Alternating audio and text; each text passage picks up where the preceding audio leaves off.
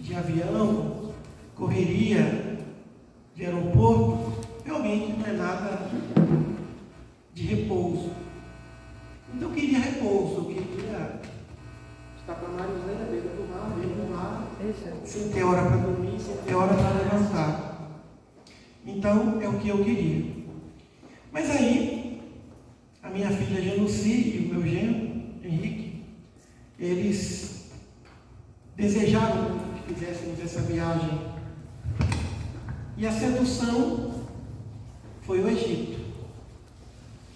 Saímos daqui, fomos para Luanda, em Angola, e ficamos encantados com a linguagem, a língua portuguesa dos angolanos. Como eles falam corretamente o português. E um português bonito. Eles falam português muito bonito.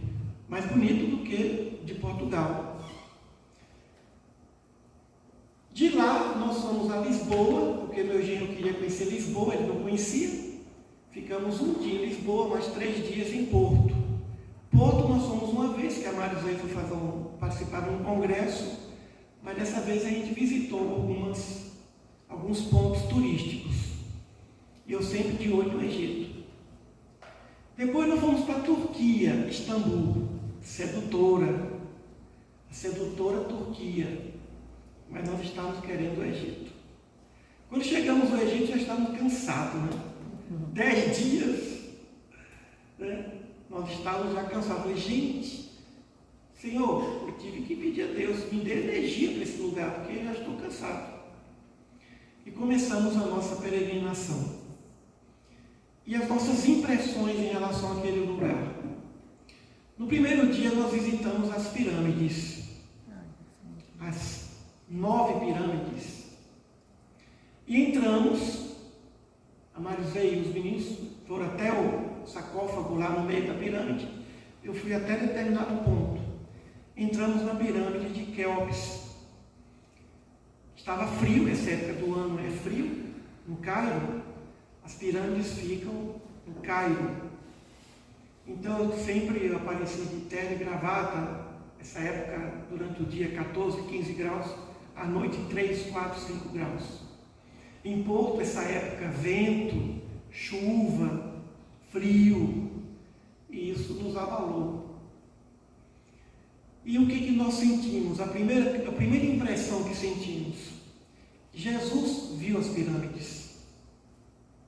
Jesus viu isso que eu estou vendo, que nós estamos vendo. Uma obra de 4.500 anos atrás, antes de Cristo. Então ficamos a imaginar, embora a viagem fosse ao Egito, mas a imaginar Jesus no Egito. Porque a família, José, Maria e Jesus, saíram fugidos da ilha de Herodes, porque Herodes tinha medo da profecia. Afinal de contas, a profecia dizia que o rei de Israel viria para libertar o povo da escravidão, do jugo romano. E, em decorrência disso, Herodes, o Grande, chamado Grande, mandou assassinar todas as crianças de Belém abaixo de 2 anos. E em sonho, José foi avisado que levasse a criança ao Egito, cumprindo uma profecia. Do Egito eu chamei meu filho. O que tem no Egito? Foi no Egito que nasceu o monoteísmo, através de Akenaton, o que nós chamamos de Akenaton. Ele foi o precursor do monoteísmo. E dali surgiu o grande Moisés, o grande legislador, o José do Egito, que ali foi humildemente e chegou a ser o substituto do faraó. Que energia paira sobre aquele lugar, a ponto de ter que chamar o Messias, e ali o Messias aprendeu a caminhar. Ali Jesus aprendeu a falar. Ficou até 8, 9 anos. Ali ele passou a ter noção. E lá nós visitamos uma igreja chamada Igreja de São Sérgio, onde a família, a Santa Família, ficou 3 meses. Nós vimos um poço, ali tem um poço, onde José e Maria tiravam água para dar a Jesus. Tem água até hoje. A igreja de São Sérgio. Um momento de emoção. Mas quando nós vimos as pirâmides, alguns templos, ficávamos a imaginar, Jesus viu tudo isso. Jesus bebeu dessa água. Poderiam eles terem ido a qualquer lugar, qualquer outra região, Grécia, Roma, poderia ir para qualquer lugar, a Pérsia, mas foram ao Egito. E segundo os estudiosos, ficaram numa sociedade, numa comunidade em Heliópolis, mas pelo que contam, eles não tiveram uma parada, porque os cristãos eram perseguidos na época, inclusive nas terras egípcias. Então eles se reuniam às escondidas. Mas o Egito, energeticamente, protegeu o nosso mestre. E saiu dali depois que Herodes desencarnou, faleceu, e voltaram a Nazaré, onde ali, por alguns anos, permaneceu. Alguns dizem que ele continuou a viajar, teria ido às Índias, teria retornado ao Egito. Mas por que o Egito fascina tanto? Por que aqueles túmulos, as tumbas? Nós visitamos museus e tumbas. O que é uma pirâmide, senão uma grande tumba? Mas não é só isso. Fomos numa cidade chamada Édipo, no Templo de Horus. E vejam bem, o Templo de Horus levou 180 anos para ser construído. A paciência. E nas paredes, em algum lugar lá, num departamento, num compartimento, uma sala pequena, tinha lá fórmulas de perfume egípcio, onde os franceses tiraram fotos, decodificaram, e vários perfumes franceses têm base nas fórmulas encontradas no Templo de Horus, em Édipo. Uma cidade relativamente pequena, uma cidade pobre, um ambiente difícil, mas o Templo de Horus ali, fonte de renda daquele lugar. E não só essências, e lá também visitamos, não nessa cidade, mas no Cairo, visitamos uma loja, um lugar que só vende essências. Ficamos num hotel no Cairo, onde lá nós respirávamos o perfume de jasmim, que segundo eles era o perfume de Cleópatra. Um hotel chamado Triunfo. Parece um palácio, uma coisa fora do comum. Fica no Novo Egito, na parte nova da cidade do Cairo. Então, nesses templos, informações sobre medicina, arquitetura, história das lutas, das guerras, dos amores. Ou seja, o egípcio, ele teve preocupação em contar a sua história nas paredes dos túmulos. Lá em Luxor, entrando no Vale dos Reis, isso foi lá no final da viagem, Luxor era a antiga Tebas, a Tebas do nosso conde Rochester. Nós, que já lemos várias obras egípcias, sempre se fala em Tebas. E Tebas foi capital do Egito 500 anos. E fomos até a linda e acolhedora cidade de Luxor. É um museu a céu aberto. É um museu. O templo, o museu de Luxor, é algo assim impressionante. Por que impressiona? A riqueza de detalhes, as esculturas, a grandeza, a originalidade. Em alguns desses templos tem lá gravado um disco voador e um helicóptero. eles registravam tudo. Muitos desses templos foram submersos e depois o homem tirou dali.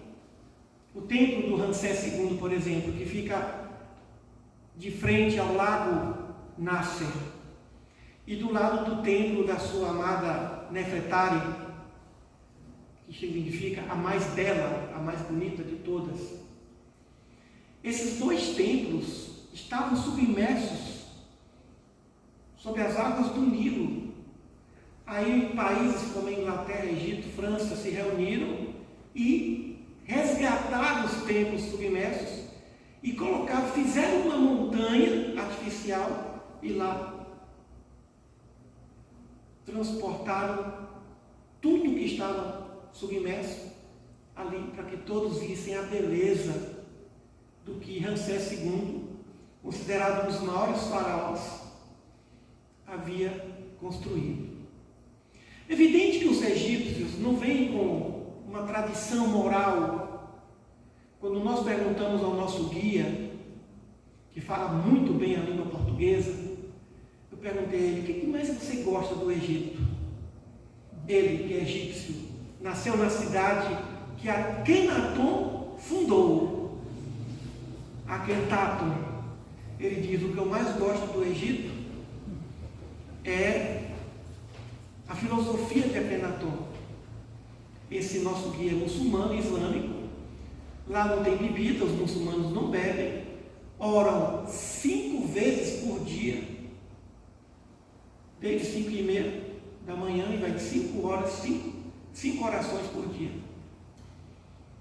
Ali as pessoas estão mais sintonizadas com Deus do que nós aqui, os ocidentais. E ele disse a história de Akenaton, ou de Akhenaton, nós chamamos de Akhenaton. Então, não foi templo, não foi vale, não foi tumba, não foi pirâmide, mas sim a ideia do monoteísmo, da adoração ao Deus Sol, não esse Sol, mas o Sol da criação do universo, que é o nosso Pai Celeste. Então, um rapaz esclarecido, inteligente, aprendeu a falar a língua portuguesa, que é a mais difícil do mundo, pela internet, falava sem sotaque. A gente até brincava: sabe, você não é um brasileiro, você é fugido, e diz que é egípcio, porque falava sem sotaque, se brincava, porque falava melhor a língua portuguesa do que eu. E ele ressaltou a cultura de Akhenaton, ou de Akhenaton. Mas o que mais me atraiu no Egito? O povo egípcio. Um povo bem-humorado. Os vendedores começam a vender assim com a gente: menos que Casa Bahia, Magazine Luiza e 25 de março. Eu falei: vale Deus. Magazine Luiza aqui, aos pés da pirâmide. Um bom humor de surpreender. Como eles sabem acolher os turistas. Mas não é só turista, entre eles. Então, o que mais me atraiu, o que mais me chamou a atenção é que eu nunca vi um povo tão bem-humorado. Pega qualquer carioca malandro e põe no bolso. E não são malandros, são pessoas sérias, honestas, mas muito bem-humoradas. E aí Marilene diz: é porque não bebem, né? Bebida tira o bom humor do povo, né? Mas eu fiquei encantado com o bom humor dos egípcios. Claro que os turcos também têm, mas os egípcios ganham de qualquer brasileiro otimista. Impressionante. E aí, aqueles seus ancestrais talvez tivessem a ideia de que tudo que eles construíram serviriam de fonte de renda para a sua descendência. Dinastia sem nome. Porque a maior fonte de renda do Egito é o canal de Suez. Depois, o turismo. E essa época do ano é a melhor época, porque é frio. Porque no mês de julho, 40, 50 graus. E muita gente gosta de mês de julho, mas não é recomendável, pelo nosso guia.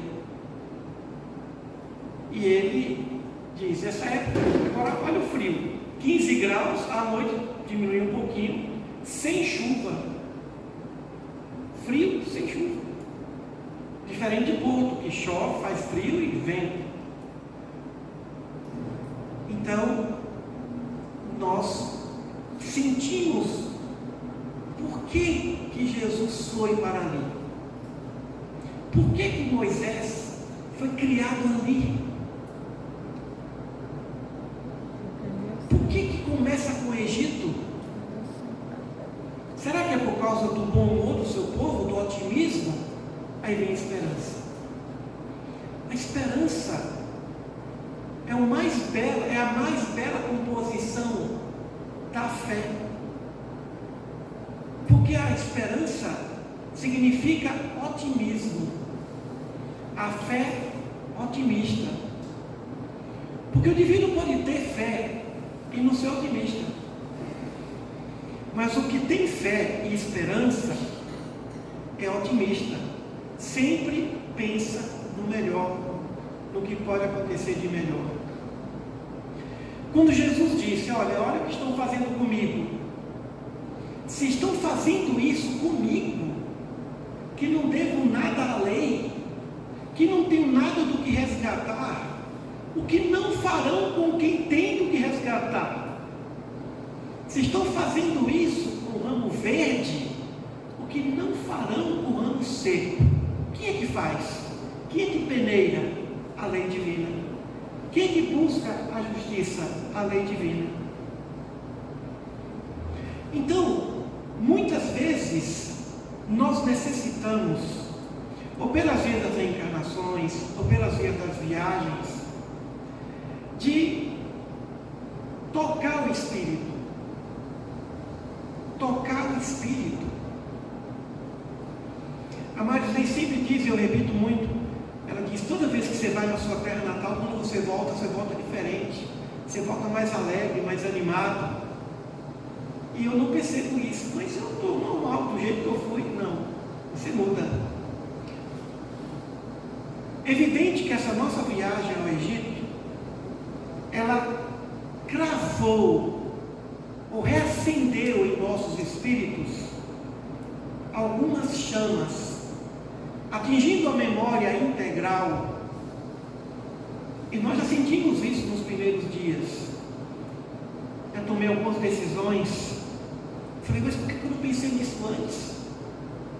Mas é evidente que isso vai prosseguir. Quando você visita a sua terra natal, a casa onde você viveu a infância, a casa onde você viveu a juventude, lembrando os momentos felizes, ou até os momentos infelizes, aquilo toca o subconsciente, toca a memória espiritual, e que vai refletir na consciência, no consciente.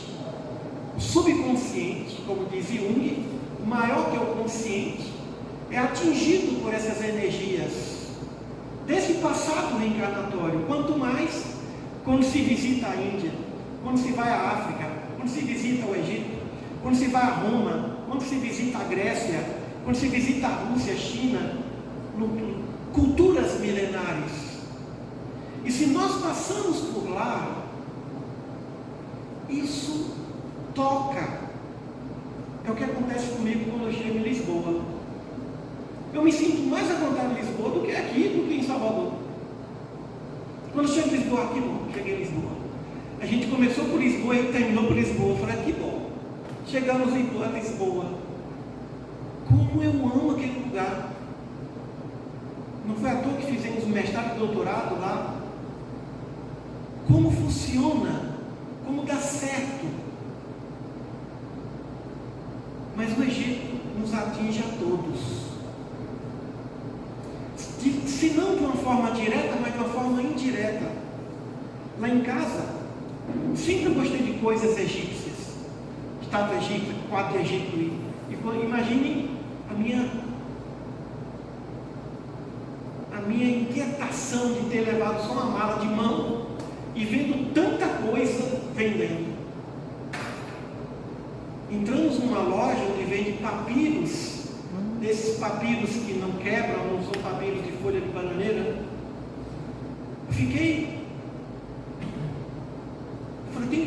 Eu falei com a Marisa, tem que voltar aqui só para comprar.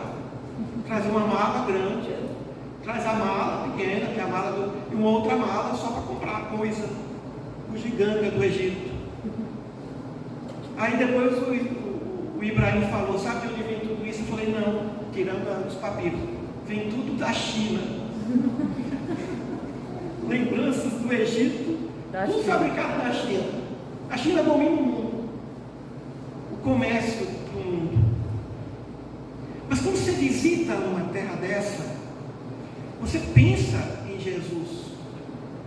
Por que Jesus teve que aprender a andar sobre as areias do Egito? Aprender a orar, caminhou, saiu bebê, com poucos meses de Belém, e foi aprender a andar no Egito. Que portal energético é aquele? Que portal energético? Eu ainda estou no horário de Cairo. São que horas? 8 horas, lá são 1 hora da manhã. Mas eu estou acordando 2 horas, falei que bom, acordei 7 horas no Cairo, mas são 2 horas em Goiânia, eu tenho que voltar a dormir. Como é que dorme? Fuso horário.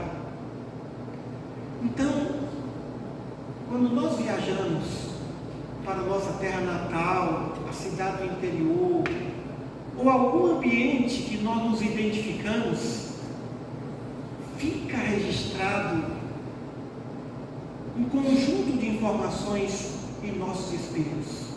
E não só locais, pessoas. Pessoas tocam as nossas almas. Pessoas, pensamentos, pensadores. Então, se alguém me perguntar hoje o que eu devo fazer primeiro, visitar a Terra Santa ou o Egito? O Egito. Porque tudo começou lá. É o berço da civilização. E o berço de todo o mistério não se tem certeza. O nosso guia dizia assim, dizem que a pirâmide de Kelpis faz parte de uma das 7 maravilhas do mundo. E ele disse, não uma das 7, é a única maravilha do mundo. E ele foi explicando por que é a única maravilha do mundo. E ele questionando, que mandou um projeto para a Embaixada do Egito aqui em Brasília, para que na Embaixada existissem alguns escritórios, porque em Dubai tem 3 escritórios para fomentar turismo, para sair do Brasil para Dubai. E ele disse para a gente, o que tem em Dubai? Nada. O que tem no Egito? Tudo. Olha que egípcio mais, né? Mas eu não disse a ele, mas eu pensei, Dubai está construindo suas pirâmides agora, né? Seus prédios suntuosos, as pirâmides do tempo moderno estão em Dubai. Então, a nossa cultura monoteísta e o nosso berço cristão tiveram amparo no seio da mãe África. E em Angola, meu tataravô, o pai do meu bisavô, foi africano. Meu bisavô Emídio foi de descendência direta da África. E segundo os estudiosos, lá em Luanda, o rapaz me explicou, a maior parte dos escravos saíram de Angola. Eu falei, então meu bisavô, meu tataravô saiu daqui também, de Angola.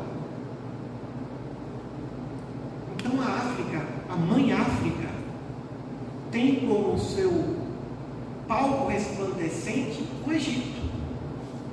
Aquele povo que tinha uma inteligência arquitetônica singular, uma medicina que até hoje não se explica. Os inventores da mumificação, os filósofos, porque Akhenaton não foi sozinho, e sua amada Nefertiti não foi sozinho. O monoteísmo que influenciou, alguns até dizem que Akhenaton seria Abraão, que não é bem isso.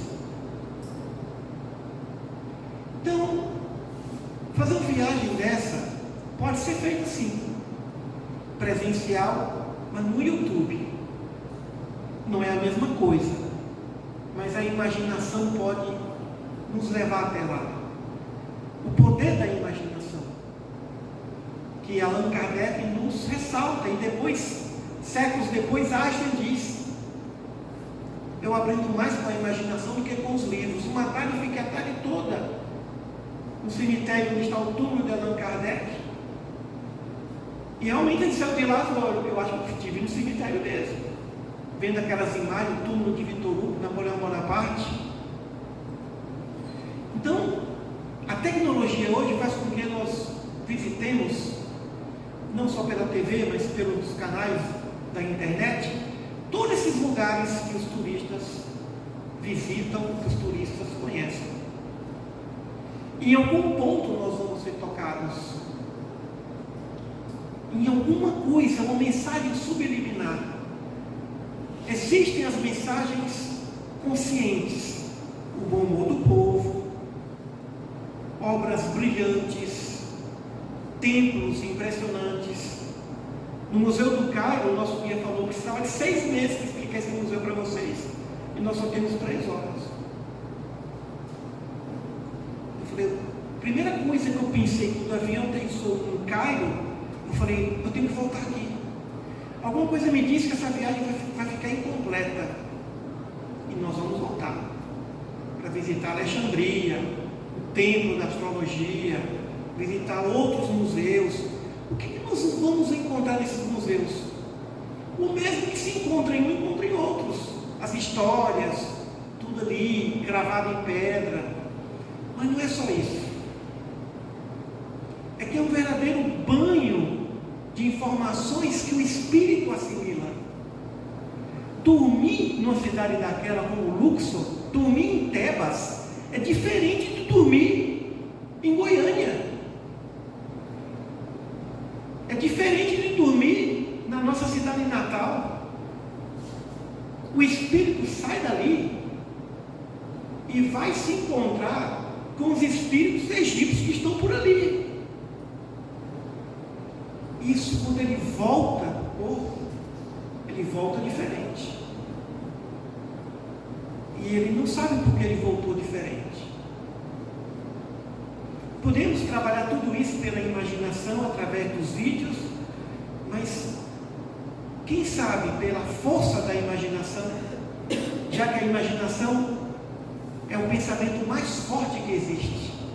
Aquilo que a gente imagina é mais forte do que aquilo que a gente vê. Por isso que ler um livro é mais tocante do que assistir o filme que fala do livro. A imaginação. Tivemos em Porto aquela livraria do Harry Potter lá, Lero, né? A livraria se diz a livraria mais linda do mundo. Claro que não é, mas pela imaginação, a magia do cinema, filas o tempo inteiro. Você viu lá as filas? Eu nunca vi fila ter que pagar ingresso para visitar uma livraria. E lá eu comprei o único livro do Fernando Pessoa, o grande poeta português. Então, quando você imagina, você projeta a esperança.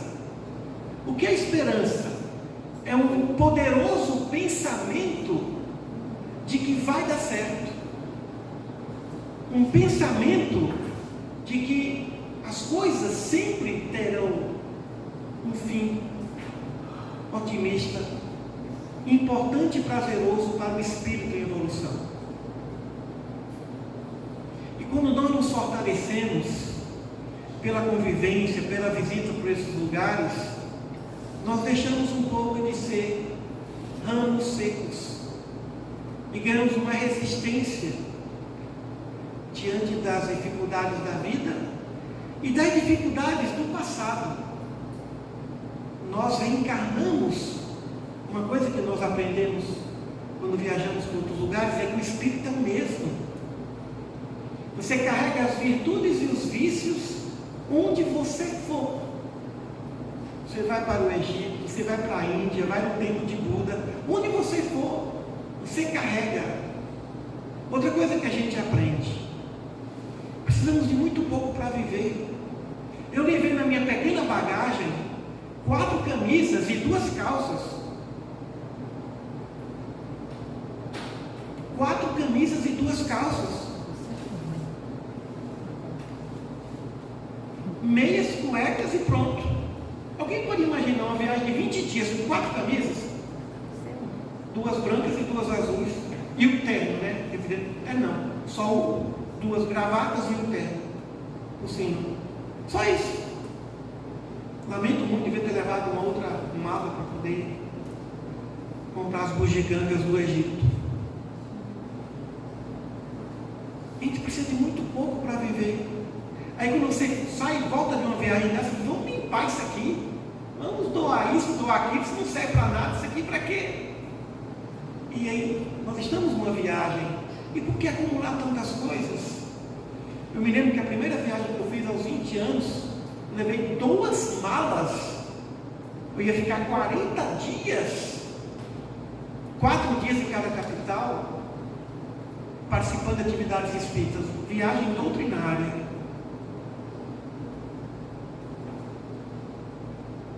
Aí depois eu descobri que não precisava de tanta camisa, de tanta calça, não usava nada praticamente. Falei, para quê? Próxima viagem, só a mala de mão.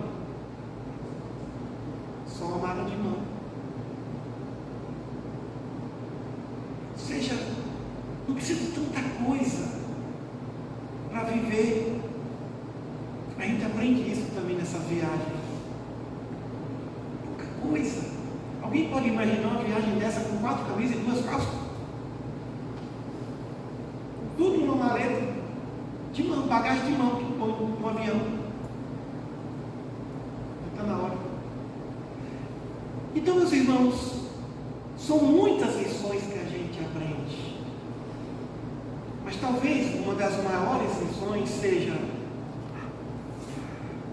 tem muita coisa além do nosso quintal.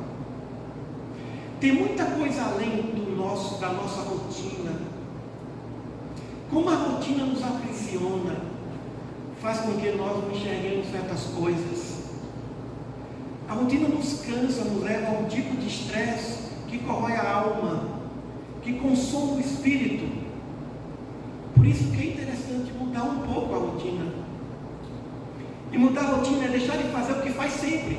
Se é pedreiro de segunda a domingo, nas férias vai fazer tudo, menos ser pedreiro, vai ser pintor.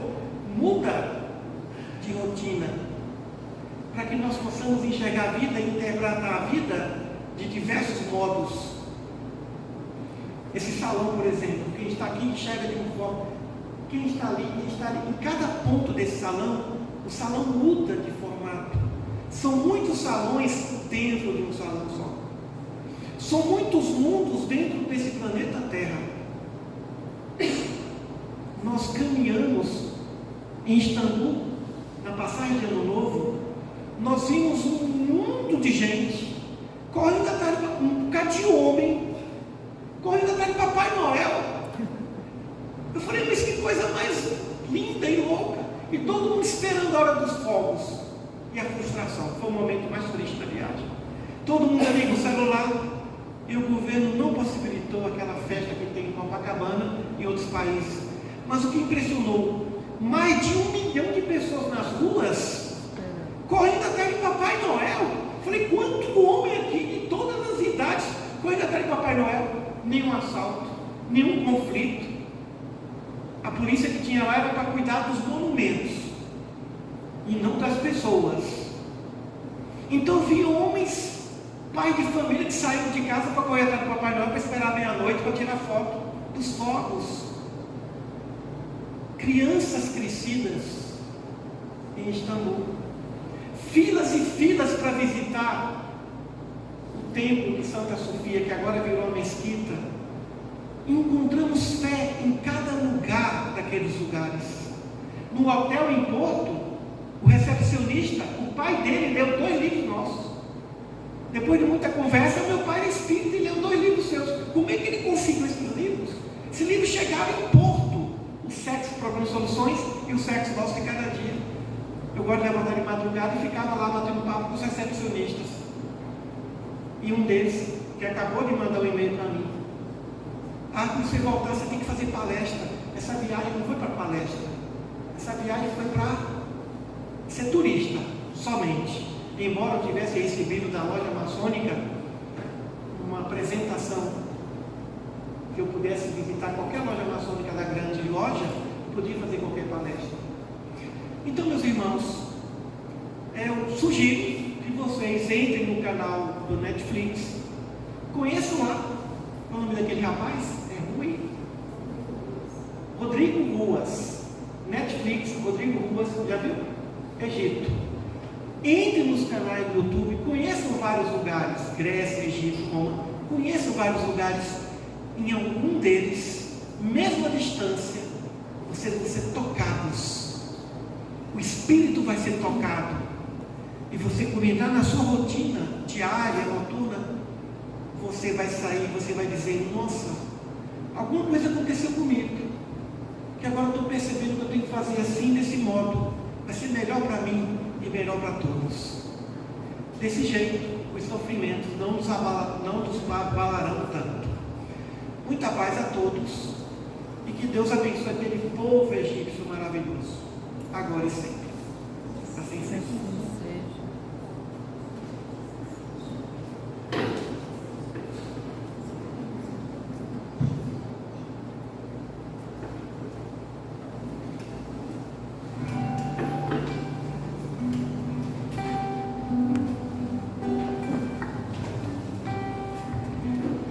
Agradecemos ao nosso orador